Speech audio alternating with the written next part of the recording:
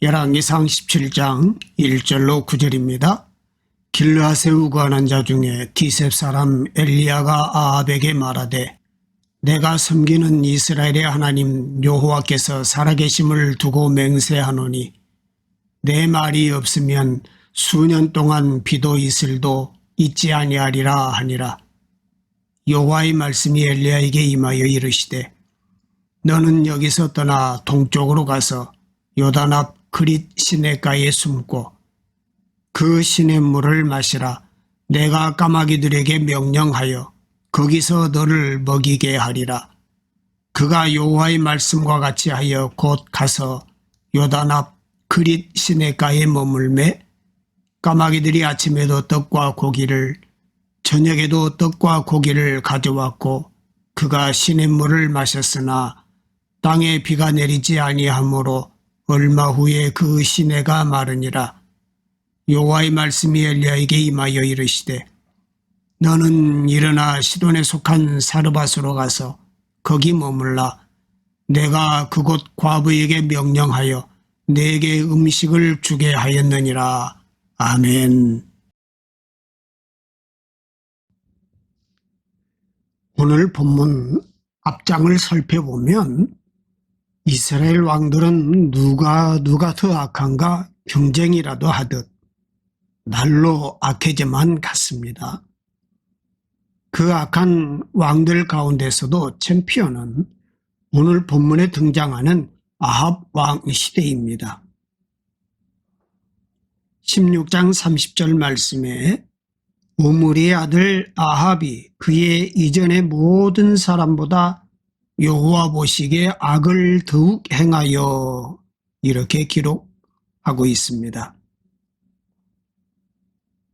아합은 바알을 하나님으로 섬기며 예배했습니다. 바알 신전을 건축하고 온 백성들로 하여금 예배하도록 했습니다.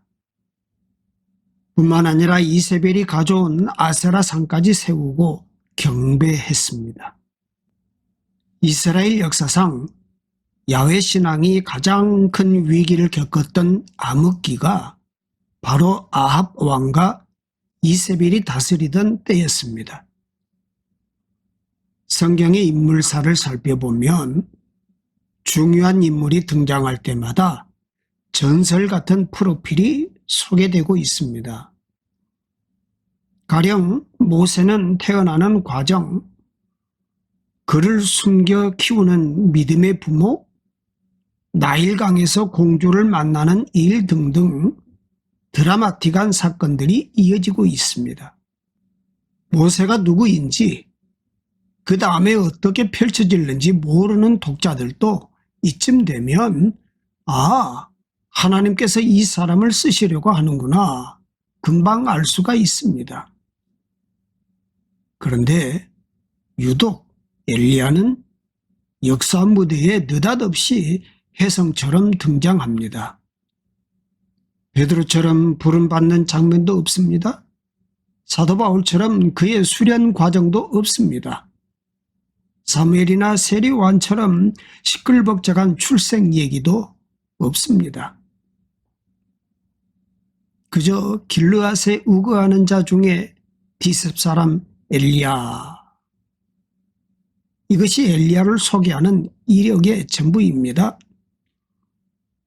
그러나 엘리야라는 이름 하나에 그가 누구인지, 그의 신앙이 어떠했는지, 그가 하나님의 부름을 받은 소명이 무엇인지 명명백백하게 기록되어 있습니다. 엘리야는 야훼가 나의 하나님이시다 라는 뜻입니다. 여호와가 나의 하나님이시다. 임금과 모든 백성들은 바알이 하나님이라고 믿는 이 시대, 먹고 사는 모든 풍요를 바알이 준다고 믿는 그 시대에 너 아니다. 야훼가 하나님이시다. 하나님이 세상의 주인이시다. 그분만이 살아계신다. 하나님이 비를 주시고 양식을 주신다. 역사의 운행자가 되신다. 선언하기 위해서 부름받은 선지자가 엘리야, 야훼가 나의 하나님이시다라는 이름을 가진 선지자입니다. 엘리야가 아합 왕 앞에 혜성처럼 나타나 뭐라고 말합니까? 본문 1절입니다. 내가 섬기는 이스라엘의 하나님 여호와께서 살아계심을 두고 맹세하노니 내 말이 없으면 수년 동안 비도 이슬도 있지 아니하리라. 아합이 하나님으로 섬기는 바알은 묘한 우상이었습니다. 농경사회에서 기름진 땅과 하늘의 비를 주는 풍요의 신, 성공의 신이 바알이었습니다. 쾌락과 재미를 주는 신이 바알이었습니다. 세상에서 바알을 믿어야 성공할 것이라고 가르쳤던 것입니다. 이때 엘리야는 외칩니다. 이스라엘의 하나님은 오직 한 분 야훼이시다. 나는 오직 야훼 하나님만 섬긴다고 고백하고 있습니다. 하나님을 섬기는 성전 제사는 날로 사람이 비어갑니다. 오늘 우리가 살고 있는 이 시대처럼 하나님을 믿는 신앙이 절벽 감소하고 있었습니다. 무신론자들이 늘어나듯이 바알 신당은 사람들로 북적거렸습니다. 백성들은 양을 잡아 피 냄새를 맡으며 제사하는 일에 흥미를 잃어갑니다. 술과 춤, 바알 신당, 여사제들과의 음란한 성적 행위가 시대에 맞는 제사라고 생각을 했습니다. 하나님만 섬겨야 할 이스라엘 땅에 우상신들이 늘어나고 있었습니다. 밀곰, 몰록, 아세라, 바알, 그 잡신들 가운데 바알이 대장이랍니다.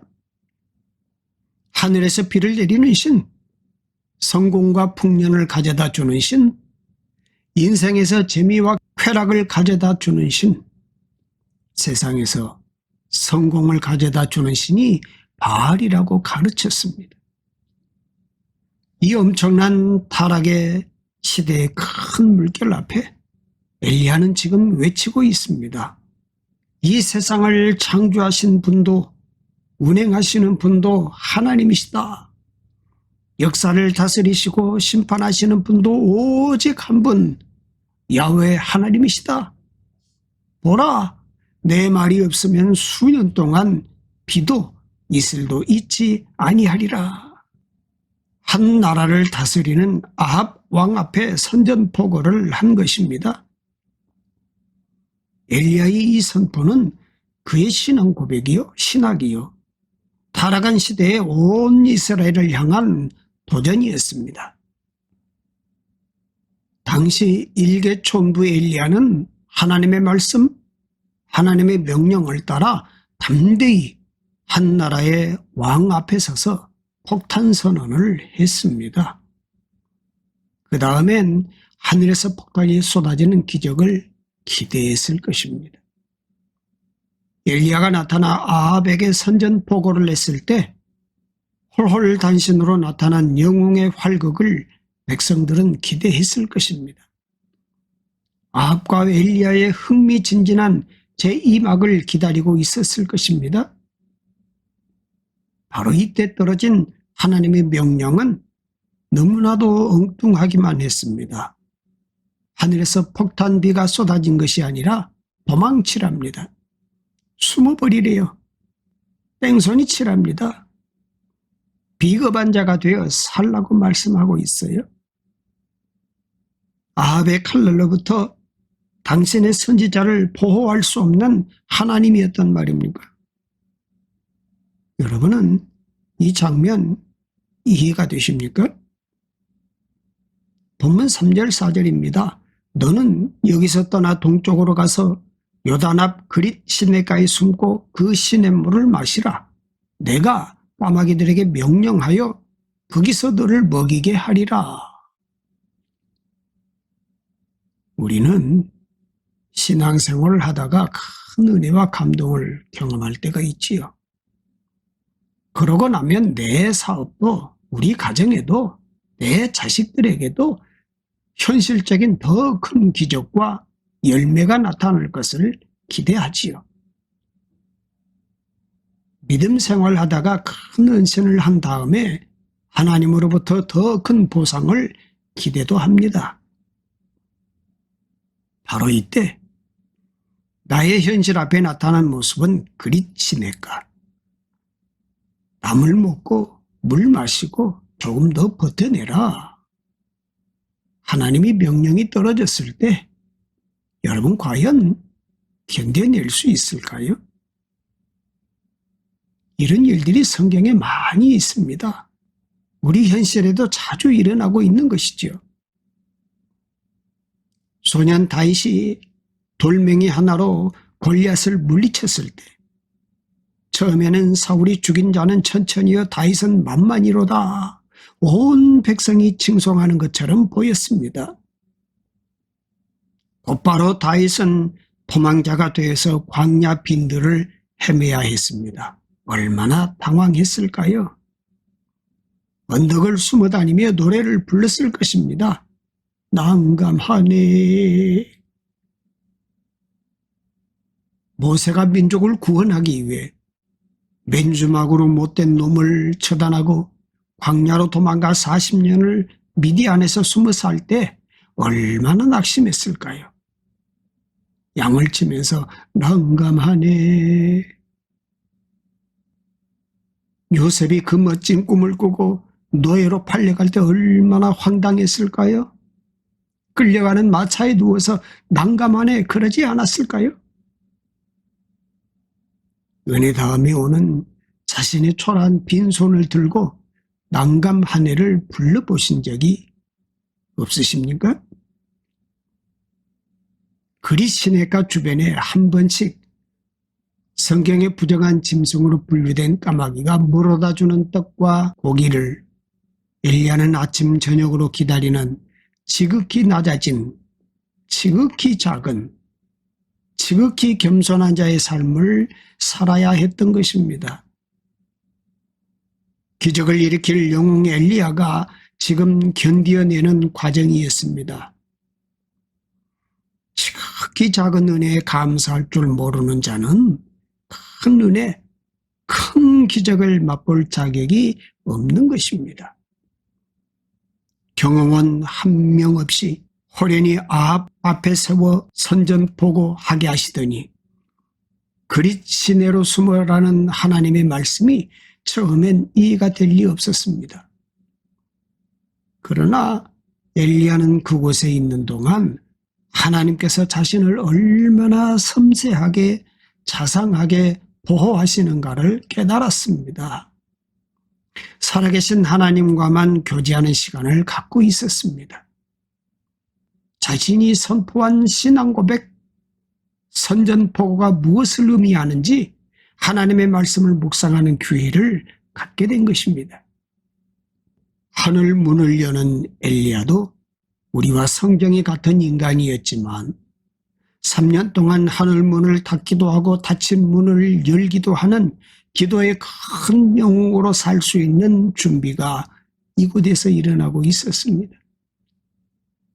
그런데 문제는 그릿 시냇물마저 말라버렸습니다. 그때 들려온 하나님의 음성이 9절입니다. 너는 일어나 시돈에 속한 사르밧으로 가서 거기 머물라. 내가 그곳 과부에게 명령하여 내게 음식을 주게 하였느니라 하는 말씀이 들려왔어요. 과부에게, 재벌에게, 갑부에게가 아닙니다. 그것도 하나님은 왜 하필 이방 사람 시돈 땅 사르밧으로 가라고 말씀하실까요? 시돈은 왕후 이스벨의 고향입니다. 바알신이 태생된 곳이 시돈입니다. 거기 가라는 것이죠. 하나님 말씀하십니다. 너는 세상에서 뭘 먹고 살까 걱정할 군번이 아니다. 바알 귀신의 실상을 제대로 보라는 것입니다. 갈멜산에 하늘에 불을 떨어뜨리기 전에 우리가 세상 살기에 바빠서 풍요에 빠지고 싶어서 허둥대고 있을 때 하나님 말씀하십니다.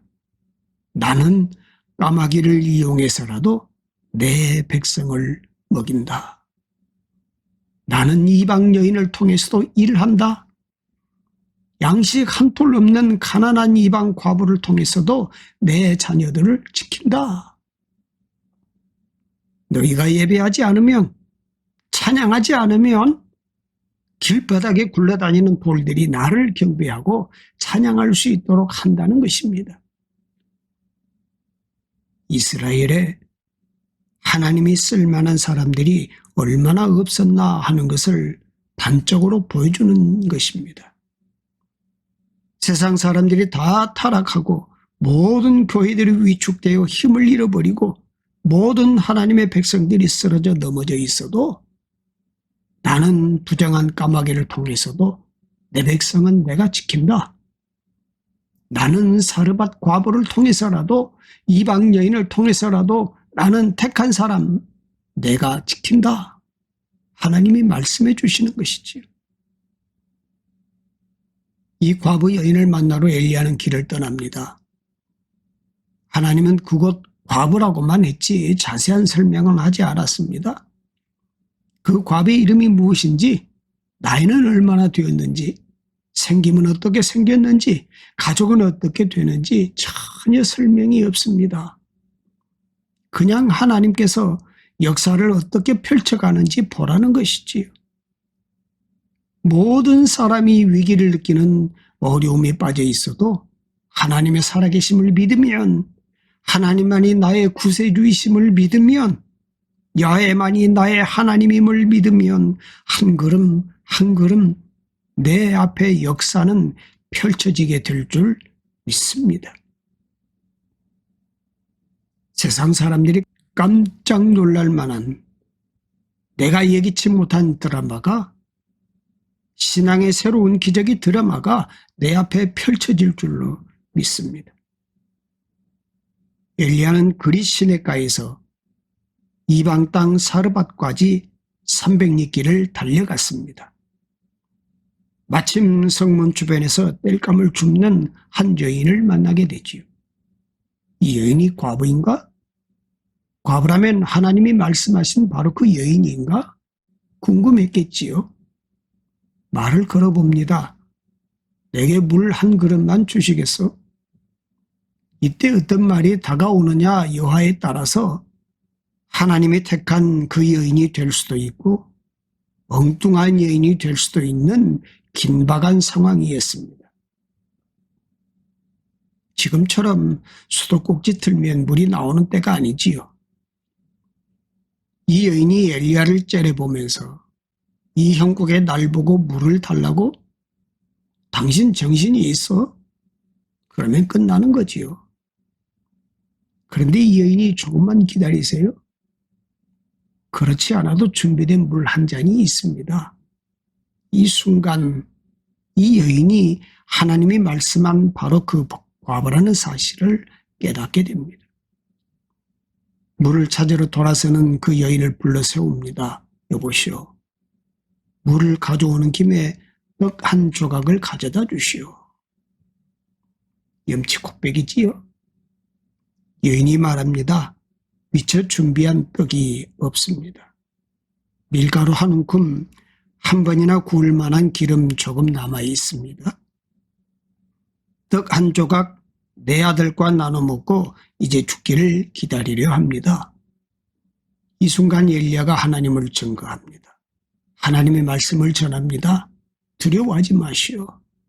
먼저 떡 한 조각을 구워 내게 주고 다시 떡을 만들어 함께 드시면 됩니다. 여기 먼저라는 말이 굉장히 중요합니다. 이어지는 14절 말씀을 보십시오. 이스라엘 하나님 여호와의 말씀이 나 여호와가 비를 지면에 내리는 날까지 그 통에 가루가 떨어지지 아니하고 그 병의 기름이 없어지지 아니하리라 말씀하셨습니다. 시돈 땅 이방 여인이 택함 받은 모든 이스라엘 백성들이 바알을 믿고 따르는 이때에 이 여인이 하나님을 믿었습니다. 하나님의 말씀을 믿는 것입니다. 그랬더니 엘리야와 그의 식구가 함께 여러 날을 먹었습니다. 여러 날이 3년입니다. 3년 동안 양식이 떨어지지 아니하고 기름이 떨어지지 않았습니다. 계속되는 가뭄으로 산과 들이 타고 물 한 방울 얻을 수 없어 산천도 인심도 메말라 있을 때입니다. 이때 물 한 그릇, 떡 한 조각을 먼저 내게 가져오라는 이 요청은 상식에 벗어난 일이었고, 가련한 여인과 아들, 남의 목숨을 끊자는 잔인한 행동이 아닐 수 없습니다. 그러나 엘리야의 말씀을 듣고 이 여인 15절, 그가 가서 엘리야의 말대로 하였더니 그와 엘리야와 그의 식구가 여러 날 먹었으나 도무지 믿을 수 없는 상황입니다. 교회들마다 위축되고 쓰러지는 이때, 하나님의 말씀이 힘을 잃어버리는 이때입니다. 성공주의, 물량주의, 출세지향주의가 바알처럼 온 땅에 들끓고 있는 이때, 그가 가서 엘리야의 말대로, 주일 들은 설교 말씀대로, 성경에 기록된 대로, 제가 믿는 신앙대로 순종하였더니 기적이 일어난지라. 할렐루야. 먼저라는 이 말씀은 이 여인이 믿었다는 것입니다. 이해가 안 되어도 말씀대로 순종해 보았더니 역사가 나타나더라라는 것입니다. 이 말씀을 오늘 내가 아멘 할 수 있느냐 없느냐에 따라서 모든 사람들이 위기를 느끼는 이때 하나님의 은혜를 받느냐, 은혜와 상관없이 혼자 살려고 발버둥 치다가 끝나느냐, 갈림길이 생긴다는 것입니다. 기적은 인간의 모든 가능성이 끝나는 그 자리, 내 힘으로 할 수 있는 게 아무것도 없는 그 자리, 거기에서 하나님의 은혜의 역사가 기적입니다. 모든 사람이 위기를 느끼고 위기에 빠져 살 때 그 순간에 내 속에서 꿈틀거리고 일어나는 것, 그게 믿음입니다. 막다른 골목에 부딪혀도 믿음의 사람을 통하여 길을 내시는 하나님이십니다.